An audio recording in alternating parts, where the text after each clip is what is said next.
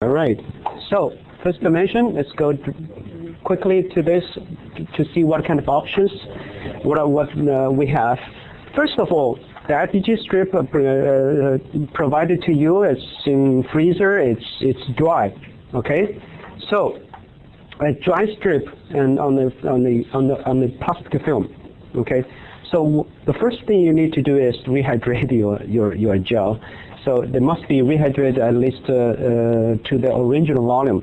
And if you look at the manual instruction, it tells you how much volume to apply to rehydrate it. And the rehydration is done in a rehydration tray provided by Bio-Rad.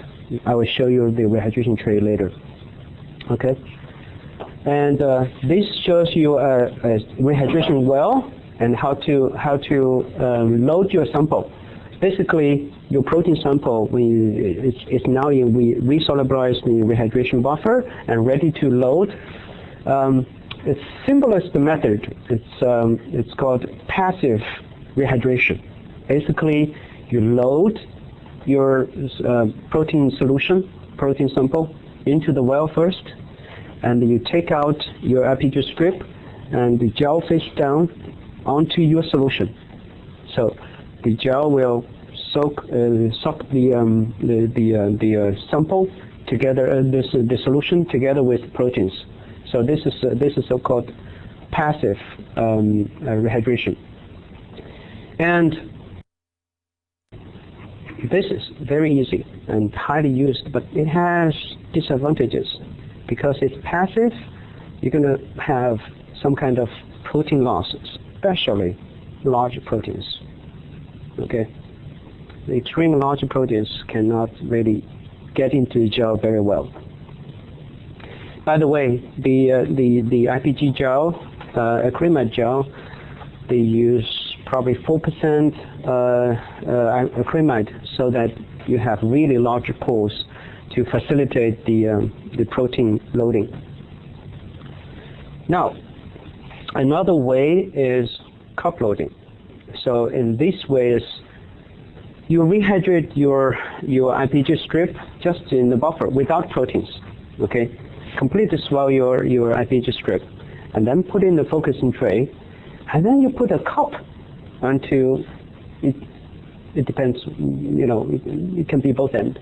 Onto the end of the RPG strip, and then you load your sample to this cup, okay?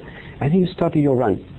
And when you put the current in, the electric field will drag your proteins into the RPG strip, similar to this off-gel system, okay?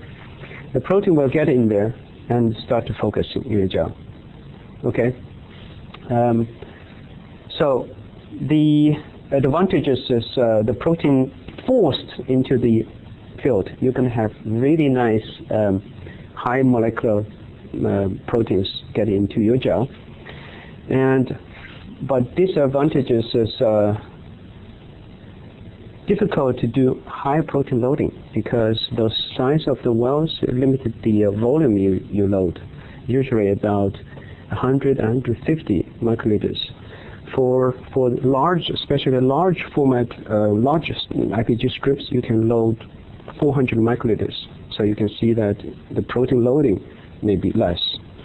But this gives you least protein loss, okay? So there is another way is to combine these two. We want to be easy, just put the solution in the well, put the IPG strip in there. But let me also give a little current to the IPG strip. And so this little current may help, you know, the proteins get into the IPG strip. It's called active rehydration. Okay? And what's good about this, again, it's similar. It's forced into this IPG strip. It gives you still high protein loading. You know, you start with higher volume. It's faster than passive, and also some high molecular weight proteins can, you know, now get into the RPG strip. But it's more fiddler. Disadvantages is complex and sometimes it's not easy to control. Okay. Is that clear? This is how to rehydrate your IPG strip. Now, options of IPG strips. There are how to make it. It's not a big concern to us because we know it's highly pure monomers of acrylamide to make this larger core gel, and they do provide narrow and micro ranges of solutions, and so it gives the resolution of low abundance proteins. And this is important. You have different lengths. Why you want to have different lengths? Okay, you have 7 centimeter, 11 centimeter, 17, 18, 24.